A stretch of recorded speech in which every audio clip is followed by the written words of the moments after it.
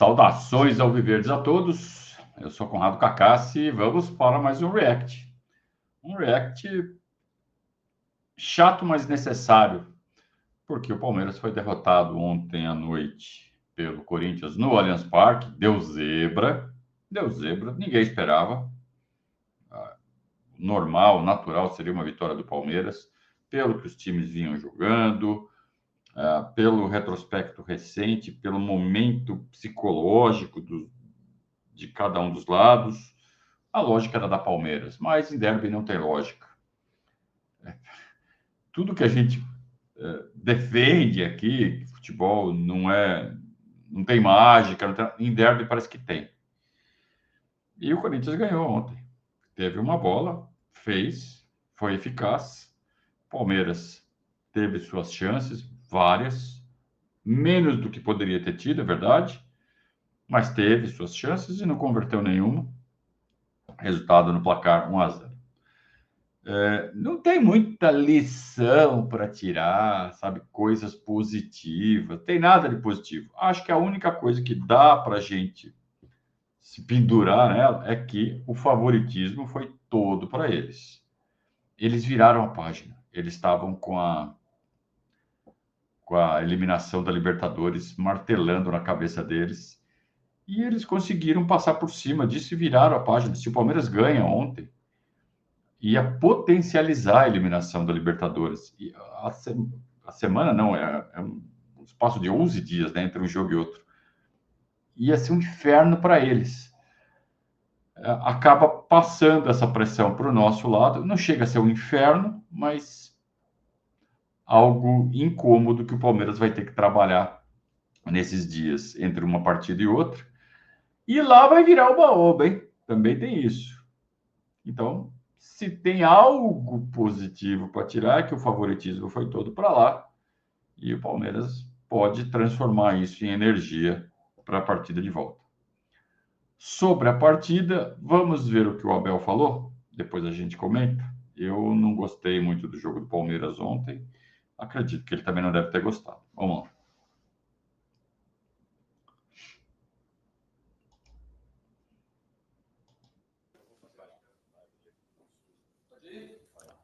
Vou fazer a segunda aqui.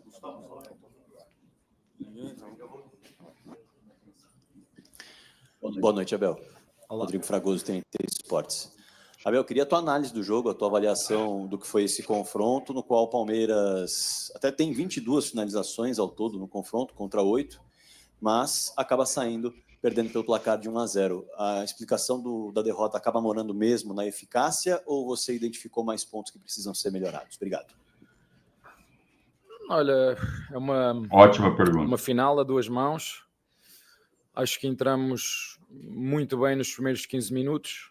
Inclusive, um jogador deles tirou o golo em cima da linha. A partir dos 15 minutos, acho que o nosso adversário conseguiu encontrar o homem livre do meio campo deles, porque nós saltávamos pressão, eles conseguiram encontrar o homem livre e conseguiram ficar com mais bola, mesmo sem... Não me lembro de uma defesa do Everton, por exemplo. Eles fizeram mesmo 8 remates no golo. Eu não me lembro de defesas do Everton sequer, nem em escanteios, que é onde o adversário também é perigoso. Mas sim, tiraram-nos a bola ali em determinado período da primeira parte.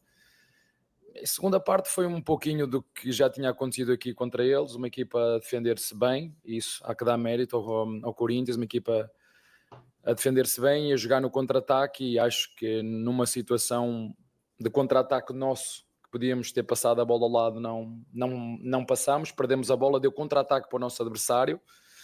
Há uma bola que o Mike acaba por disputar com o Memphis e depois ela sobra para o Rios, que ela ainda bem para o nosso poder, e depois ela ressalta e sobra para ele outra vez, remate fora da área, golo. Portanto, o adversário realmente teve muita eficiência nos seus lances, e nós não fomos capazes de fazer nem essa que tu disseste, que saiu em cima da linha, nem as duas do Vitor Roque, em que o goleiro faz 2 defesas, em que o árbitro não vê um escanteio claro, se a bola ia para golo, e a outra que é um livre nosso, que o Vitor Roque chuta dentro da área e o goleiro defende. Portanto, eu acho que basta olhar para aquilo que foi o trabalho de um goleiro e do outro e perceber que a nossa equipa produziu mais, mas o resultado final é deles. Acho que eles se defenderam bem e acabaram por ser extremamente eficazes e não temos nada a perder. Vamos lá discutir a final em casa deles, sem nada a perder.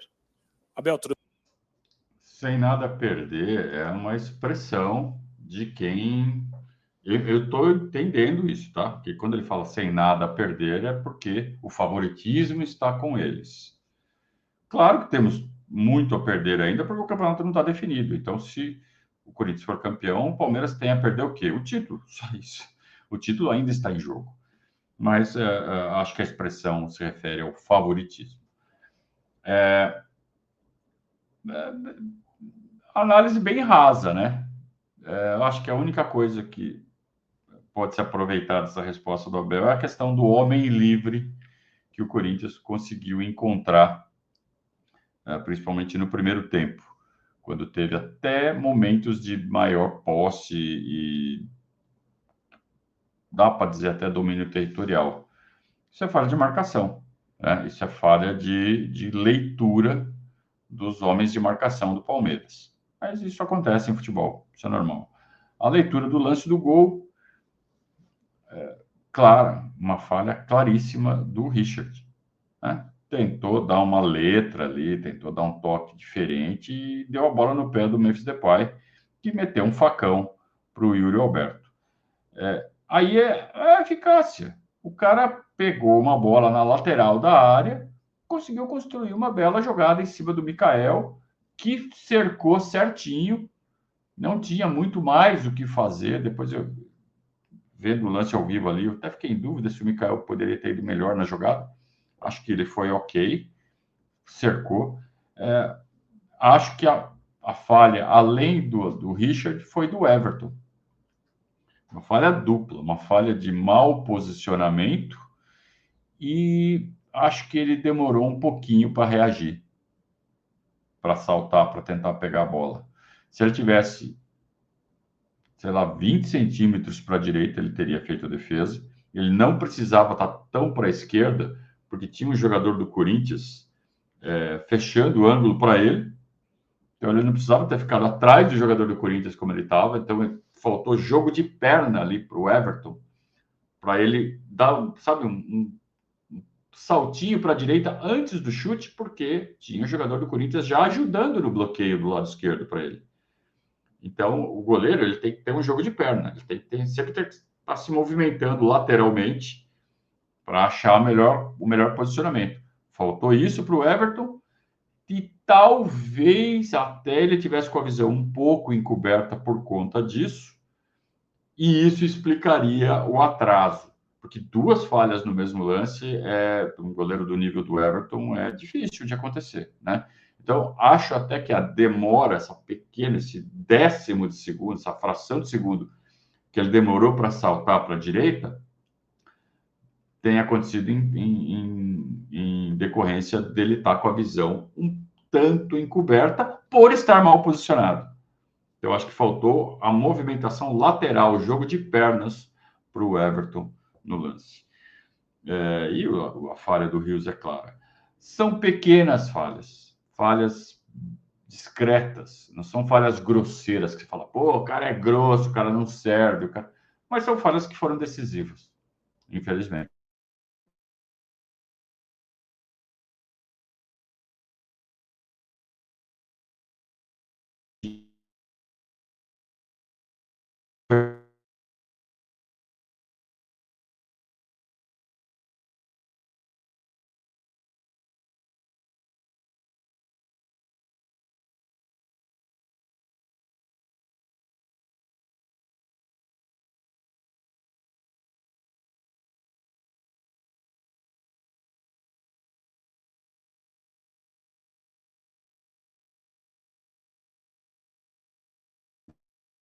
Tudo bem? Boa noite. O futebol é coletivo, mas com os confrontos individuais da partida, né? E chamou muito a atenção o Angeleri com o Estevão e o Palmeiras ali, né, tendo a sua força com o Estevão, e ele está muito bem marcado, né? E assim, além de outros duelos que eu acho que, especialmente ataque contra a defesa, o Corinthians prevaleceu. Mas ainda sobre o Estevão, como fazer para tentar tirar essa marcação tão grande, que é um jogador muito visado, e parece que o Palmeiras fica meio que o termômetro do time, né? Quando ele não consegue criar muito, né? Não, é normal o adversário querer bloquear os nossos melhores jogadores. Faz parte do jogo, ele tem que arranjar soluções, e nós também, quer individuais, quer coletivas. Essa situação, por exemplo, não pode passar a bola ao Vitor Roque, que está ao lado, e preferiu ir 1 para 3 ou 1 para 4, são decisões.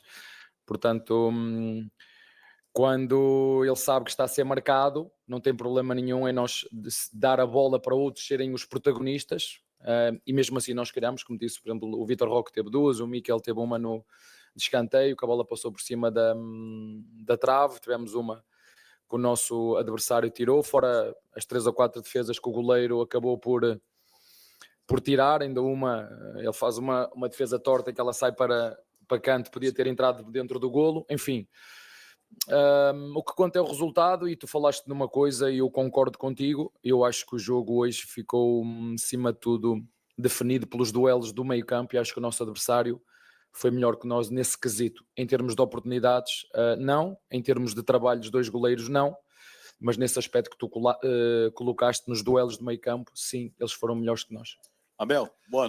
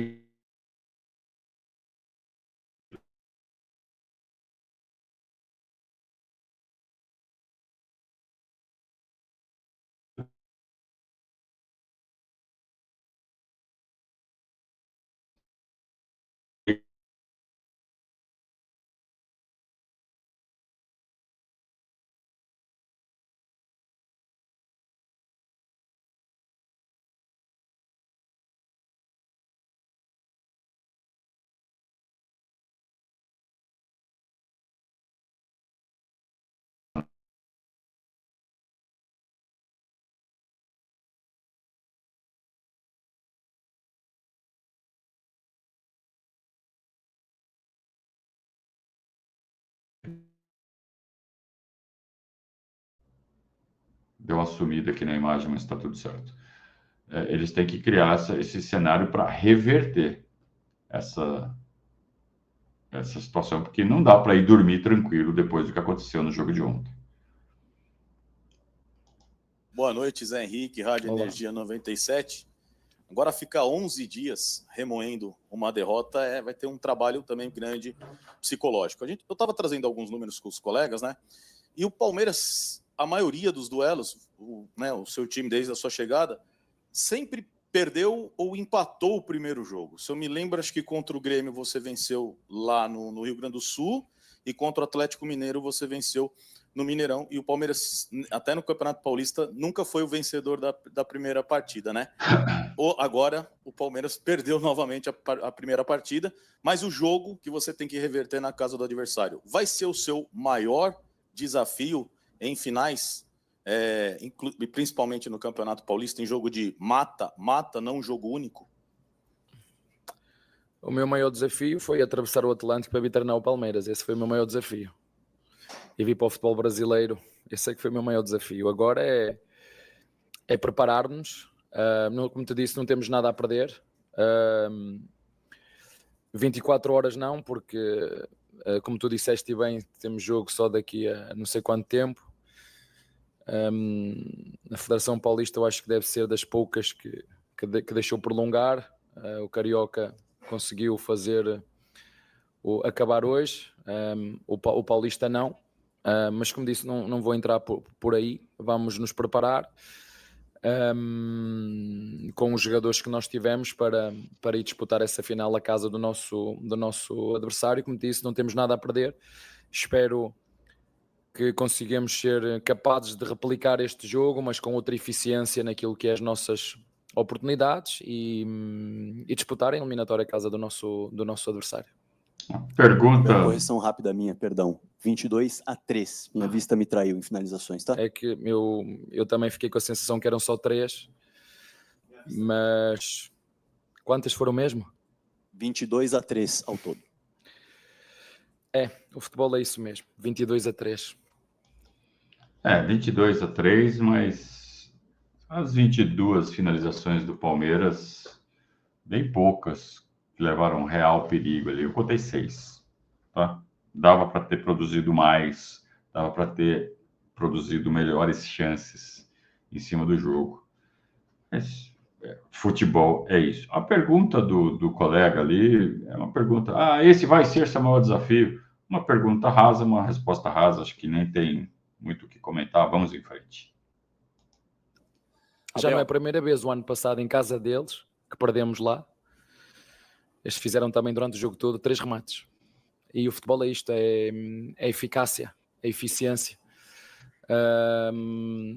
Acho que foram melhores em 2 quesitos. O teu colega falou, acho que foram melhores no meio campo, duelos do meio campo, onde eles, na minha opinião, conseguiram ser mais criativos do que os nossos.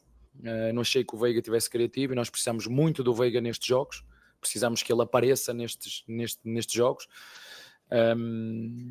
Mas como tu disseste bem, o teu colega disse, as marcações são cerradas e eu acho que no duelo do meio campo eles foram melhores e foram melhores na eficácia. Nós com 22 finalizações, eu acho que só 8 é que foram enquadradas e eles com 3 e apenas uma foi enquadrada. Obrigado por me corrigir. Mas o futebol é isto, não adianta estarmos aqui. Quem quiser analisar o jogo de outra forma pode analisá-lo e vamos seguir em frente. Interessante a cutucada no Veiga, hein? O Veiga tem que aparecer mais, tem que ser mais criativo. Concordo. Uma das coisas que faltou ao Palmeiras para envolver melhor o time do Corinthians no jogo de ontem foi os jogadores se aproximarem, trocarem passes mais rápidos, criatividade. E cabe ao Veiga fazer esse papel. Ele estava muito marcado, é verdade, pelo Ranieri. Então, a criatividade exige mobilidade. Ele estava inteiro fisicamente, o Palmeiras tinha jogado 6 dias antes. Então, questão de cansaço aí, acho que não cabe.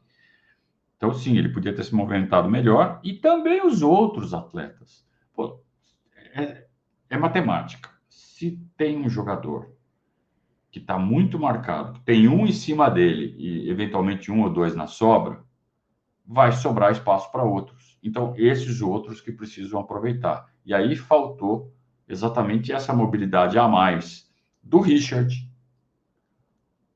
do Facundo. Facundo, vamos lá, ele foi um dos que mais se movimentou. Só que aí a gente sabe que o flanco esquerdo, a responsabilidade da largura é do Piquerez. Então, põe nessa conta aí. Piquerez. Então, faltou bastante isso para os jogadores do Palmeiras ontem. 2 linhas do Corinthians bem compactas, bem próximas, exige mobilidade e que a bola gire rápido. O Palmeiras, quando tinha a bola no pé, não fazia a bola andar rápido. E o que acontecia é que, gira rápido, sem movimentação de jogadores, isso acaba virando afobação. Você se precipita um passe, você tenta enfiar um passe para um jogador que não está tão bem posicionado, vai ser interceptado. Então, faltou mobilidade a todo esse sistema ofensivo do Palmeiras ontem. Abel, boa noite. Maurício Ferreira, da Rádio Band News FM. Você faz uma troca forçada no primeiro tempo, com a lesão do Rocha também. O quanto isso você acha que impactou na estratégia que foi montada inicialmente para o jogo? E sobre a situação física também do Marcos Rocha, havia o risco ou foi algo da partida de hoje mesmo? E uma outra situação, caindo para o lado esquerdo, você tem a volta do Piquerez e na ausência do Rodrigo Garro, o Ramon Dias escala o Romero, que é um jogador que tem uma característica de marcação e cai desse lado justamente do Piquerez, que gosta de apoiar bastante o campo de ataque do Palmeiras. Foi algo que talvez também tenha influenciado essa criação de jogadas, um Piquerez com essa dificuldade, porque encontrava e batia de frente com o Romero, que tem essa característica de marcação. Obrigado. Olha, não, ele lesionou-se porque se lesionou, são coisas que acontecem no futebol, nada... Treinou a semana toda, preparou-se, não teve nada a ver com isso. Agora, quando nós falamos no confronto ataque-defesa, nós criamos oportunidades. Nós sabemos que estes jogos são... Nós criamos mais oportunidades contra o Corinthians do que com o São Paulo, no último jogo. Nós criamos mais oportunidades, só que nós não fomos capazes de traduzir essas oportunidades em golo. Não fomos, é verdade, eles... defenderam em 4-3-3, não defenderam com os dois na frente, porque o Memphis caía do lado do Rocha, o Romero caía do lado do Piquerez, esteve um bocadinho mais baixo hoje na primeira parte. Na segunda fizemos o que tínhamos que fazer, acima de tudo acho que a correção que fizemos foi na nossa pressão, que nós na primeira parte não conseguimos, e acho que o adversário foi melhor que nós nos duelos de meio campo. Corrigimos a nossa pressão, não deixámos o adversário jogar, tivemos bola, criámos oportunidades, mais que o nosso adversário, chutámos 8 vezes enquadrado contra uma do nosso adversário, digo-te só duas do Vitor Roque, em que o goleiro defende, mas o futebol é eficácia, é metê-las lá dentro, e hoje nós não conseguimos, e muitas vezes é preciso ter sorte. E hoje não tivemos essa pontinha de sorte, e volto a referir, vejam o trabalho do Everton e vejam o trabalho do goleiro do Hugo, e vocês vão entender que apesar do Corinthians ter defendido bem, apesar do Corinthians ter defendido baixo, apesar do Corinthians ter ganho mais duelos no meio campo, apesar do Corinthians ter vindo jogar aqui em contra-ataque, acabaram por ser extremamente eficazes, um remate enquadrado, um golo, e nós nas que criamos, mesmo contra um bloco baixo, não conseguimos fazer nem em jogo jogado, nem em transição, nem em bola parada, e vamos nos preparar, como te disse, não temos nada a perder, vamos jogar a casa do nosso adversário e vamos tentar o nosso melhor para reverter a eliminatória. Abel. Esse discurso do Abel, principalmente em partidas em que o Palmeiras é derrotado, mas tem a superioridade nos arremates, é recorrente. E eu não acho errado. O que você exige de um treinador? Que ele faça o seu time jogar, criar oportunidades para fazer o gol. O treinador não erra chute e não acerta chute. Quem faz isso é o jogador. Então, cabe ao treinador organizar o time de forma que ele consiga criar as oportunidades de gol. E aí é com os jogadores. Uma vez o Parreira, quando era técnico da seleção brasileira, ele tentou ser sucinto nessa explicação, e aí ele soltou uma frase que ficou célebre, que é: o gol é um detalhe, no qual ele foi crucificado pela imprensa na época, uma imprensa que entende muito pouco de futebol. Porque o que ele quis dizer foi exatamente isso. Eu organizo o time para ele criar as oportunidades. O gol é só a ponta do iceberg, que é toda a construção de uma jogada. Você chuta, ela bate na trave, o goleiro defende, ela vai para fora, ou ela entra no gol, é um detalhe. Mas o trabalho do treinador é toda a construção da jogada. O detalhe, é o mais importante do futebol, é a glória do futebol, o momento supremo do futebol, é o gol. Claro que é, mas não deixa de ser um detalhe quando você está tendo como ponto de vista toda a construção da jogada. Se o time jogou bem, se o time jogou mal. Então, na cabeça do técnico, o trabalho dele é criar as oportunidades, criar condições para os jogadores finalizarem a gol. E isso o Palmeiras fez.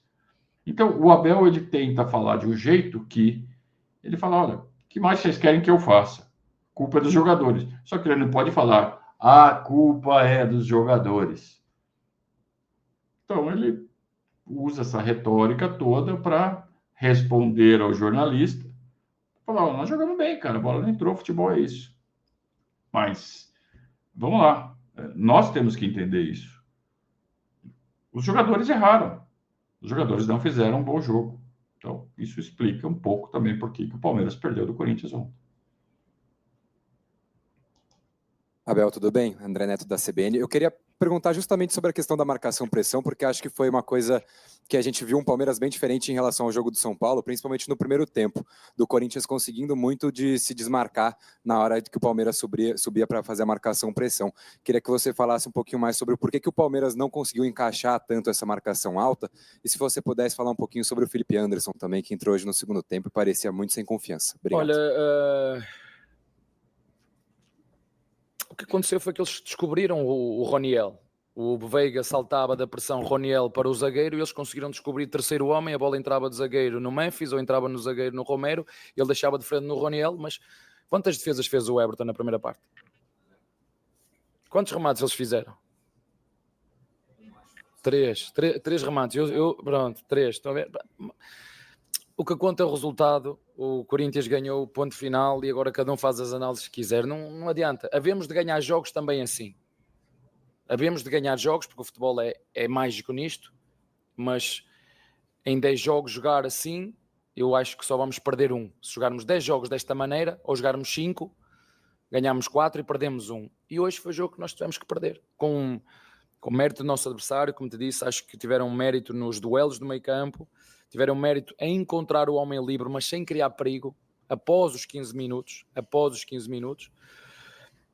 E na segunda parte foi ataque contra defesa, uma bola, como disse, o golo surge de um contra-ataque nosso. Como é que eu vou explicar? Como é que expliquem-me isto? O golo surge, contra-ataque nosso, o Estevão perde a bola entra no Memphis, nós vamos para o duelo, nós recuperamos a bola em que o Rios, eu acho que não sei se ele não quer meter de calcanhar, e a bola sobra para o Memphis, e depois sim, uma diagonal do Yuri, uma cobertura, vem para dentro, faz um remate quase de costas, e a bola entrou no canto, portanto, e não criaram muito mais, mas foram eficazes. Em relação ao Felipe Anderson, eu acho que não há problema. Só falar sobre essa resposta sobre o jogo. Ele insiste na mesma visão e também, por que ele insiste? Não tem muito o que falar, é isso mesmo. Né? Arrematamos 22 e eles arremataram 3 e fizeram o gol. O que vai fazer? O que mais você fala sobre isso, né? Futebol, o gol é um detalhe. Só falta ele falar, ele incorporar o Parreira e falar, o gol é um detalhe. Problema nenhum. Foi um jogador que esteve praticamente quase sempre fora nesta pré-época. É normal que esteja à procura dessa confiança e vai nos ajudar seguramente ao longo deste ano todo. Abel, boa noite. Gustavo Soldado. Sobre o Felipe Anderson, ele jogou muito pouco, então não tem muito o que falar. Ele entrou sem confiança. Pô, ele jogou 10 minutos, se foi muito. Pegou 2 vezes na bola. É pouco para julgar também, e ele tem que pegar ritmo. A resposta do Abel, correta. Soler da Rádio Bandeirantes. Você falou agora há pouco, né, que o Rafael Veiga não foi aquele Rafael Veiga de criatividade no setor do meio de campo, né? A história conta por si só que ele é o jogador mais decisivo da história do Palmeiras em número de gols em finais. Pensando no jogo da volta, você cogita preencher um pouco mais esse meio de campo para colocar o Veiga cada vez mais perto de Estevão e Vitor Roque? Uma segunda pergunta, você já tem a confirmação da seleção uruguaia se Emiliano, Piquerez ou Facundo foram chamados ou ainda está no aguardo dessa definição do Bielsa? Boa noite. Não tem. Essa é uma seleção que tem processos de trabalho diferentes.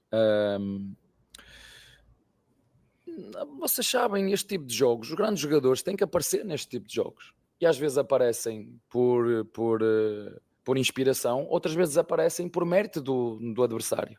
Eu estava a dizer ao teu colega, nós não fomos capazes de ganhar os duelos no meio campo. O Rios uma outra vez deixou fugir o Martínez. Nós perdemos os nossos duelos do meio campo e nós olhamos para o jogo e vemos o Veiga que fez uma assistência só na segunda parte, que a bola quase que chegava no Vitor Roque, numa bola metida nas costas. Mas quando tu jogas com um adversário com um bloco tão baixo, com o Veiga a jogar ali entre linhas, onde não há espaço entre linhas, se calhar, olhando agora, se calhar aquelas duas últimas, faltou-me uma substituição. Se calhar é que podia ter tirado o Veiga e metido mais um centroavante na frente e ficava com Vitor Roque, Lopes e o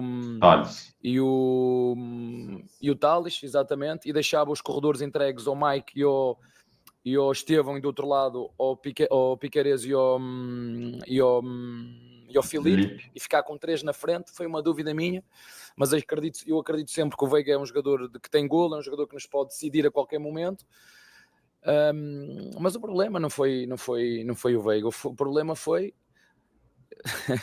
o nosso adversário precisou de 3 remates, um enquadrado para fazer golo, né? E nós rematámos 22 vezes, umas bem, outras mal, e daquelas 3 ou 4 que tivemos, nós não conseguimos fazer 2 delas por também mérito do goleiro do nosso adversário. E pronto, sempre que andarmos à volta disto, eu sei perfeitamente quando são clássicos, são jogos entroncados, não vão haver muitas oportunidades. Volto a referir, criámos muito mais neste jogo contra o Corinthians do que no último jogo em casa contra o São Paulo, e ganhamos o jogo. E este perdemos. Boa noite, Abel. João Quero do Verdazo. Você mesmo comentou que nos primeiros 15 minutos do primeiro tempo, o Palmeiras entrou com bastante intensidade, volume de jogo, jogou bem. Mas na volta para o segundo tempo, esses primeiros minutos não foram tão bem assim. Até o gol do Yuri Alberto, o Palmeiras não conseguiu criar, sofreu o gol, e mesmo assim você optou por só mexer no time aos 27 minutos do segundo tempo. Eu queria entender o que motivou essa sua decisão e se tem a ver com o risco que envolve você tirar um volante e colocar mais um centroavante. Obrigado. Excelente pergunta do João. Vou comentar a pergunta, até porque ele é da casa. De fato, o Palmeiras, até os 12 minutos do segundo tempo, até o gol do Yuri Alberto, não ameaçou. E a gente esperava que o Palmeiras voltasse em cima do Corinthians no segundo tempo. De preferência, já marcando o gol logo cedo. E nem ameaçou. Só foi criar de novo quando sofre o gol. Até porque é natural que o Corinthians recue mais ainda do que já estava. E só foi mexer aos 27 do segundo tempo. E aí aquela coisa, se fosse o jogo decisivo, eu tenho certeza que o Abel ia pegar e colocar o Flaco Lopes ao lado do Vitor Roque, 1 minuto depois que sofreu o gol. Mas por ter ainda mais um segundo jogo, isso eu comentei ontem durante a transmissão, tá? Por ter ainda um segundo jogo, você não precisa exatamente se abrir tanto, mesmo sabendo que era importante fazer um resultado em casa. Aí é uma questão de avaliação de risco. Por isso que eu achei ótima a pergunta do João. A gente não combinou essa pergunta, isso foi da cabeça dele. Vamos ver o que o Abel respondeu. É um jogo a duas é uma eliminatória a 2 jogos. Eu acho que nós podíamos, independentemente de ser substituições mais cedo ou mais tarde, achei que a equipa estava bem. É verdade, tu falas do golo, mas o golo vem contra a corrente de jogo, na minha opinião. O Corinthians defendeu-se muito bem, foi capaz de baixar o bloco. Ao contrário, nós tentamos ir buscar a pressão alta do nosso adversário, não deixar sair, não deixar construir, e na segunda parte ainda mais. Como disse, eu não me lembro, ainda não vi o jogo novamente. Consegues-me dizer outra oportunidade ou outra situação na segunda parte, a não ser a de Yuri? Não houve. Então, porque é que me fazes a pergunta de dizer que o adversário teve muito mérito, foi capaz de se defender baixo, foi capaz de se defender bem, foi capaz de esperar pelo momento certo, foi capaz de aproveitar a oportunidade que teve para fazer golo, porque durante um jogo de 90 minutos nenhuma equipa nem outra, é muito difícil que não haja uma ou duas oportunidades para cada lado.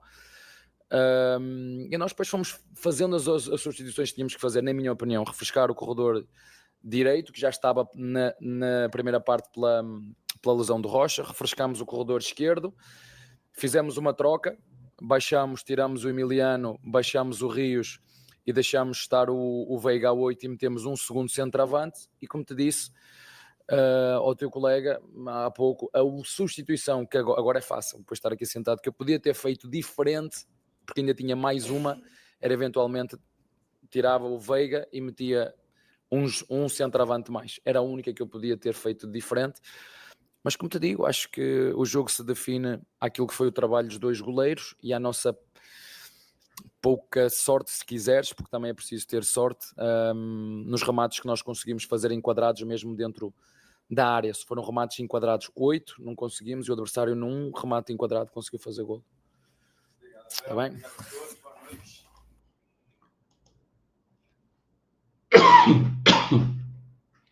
Não respondeu. Acho que ele tinha que ter falado sobre o tempo da substituição.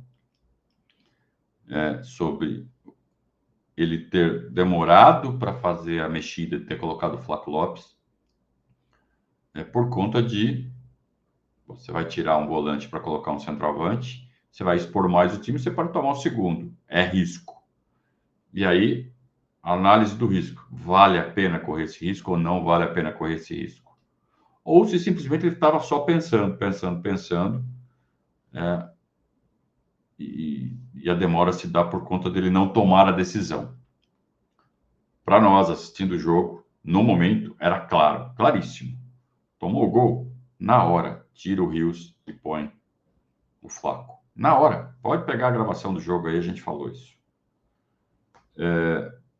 Mas, claro que a gente tem uma percepção da partida. O Abel tem um monte de elementos na cabeça dele que ele fica ponderando. Se eu puser, vai acontecer isso, mas também vai acontecer aquele outro, também vai acontecer aquele outro. Então, para nós, é um pouco mais simples de tomar essa decisão. Seria interessante se ele tivesse explicado melhor quais foram esses elementos que fizeram ele ficar pensando, até tomar a decisão de colocar o Flaco. Mais uma vez, demorou. E talvez esse tempo tenha sido crucial para que o Palmeiras não tenha conseguido fazer o segundo gol. Por outro lado, se coloca o Flaco antes, deixa o Palmeiras aberto por mais tempo, podia ter tomado 2-0 e aí a vaca estaria começando a se recolher. Jamais saberemos. Essa é uma das belezas do futebol. O que a gente sabe é que vai ter outro jogo. Teremos mais 90 minutos, mais 1 ou 2 minutos de acréscimo, aí depende do que estiver acontecendo na partida. E o Palmeiras tem toda a condição de reverter esse resultado. Claro que ainda está aquele baixo astral em volta da nossa torcida, aquela coisa fatalista, né? Acabou o ano, sabe aquelas coisas? Quanto mais jovem o torcedor, mais desesperado fica. Quanto mais velho, mais, menos demora para se recuperar de um golpe como o de outro. Vou falar para vocês, eu já estou inteirão, estou pronto para a próxima e estou confiante que o Palmeiras não vai fazer feio. Vai jogar para ganhar com chances bem interessantes de reverter essa situação, porque é mais time. E esses caras já mostraram do que eles são capazes várias vezes no passado recente. Então não convém duvidar desse time do Palmeiras. Se a gente que é palmeirense duvidar, fica mais difícil. Então, fica aí o convite à reflexão de que postura assumir no dia a dia, nas conversas, nas redes sociais, que isso passa para os jogadores.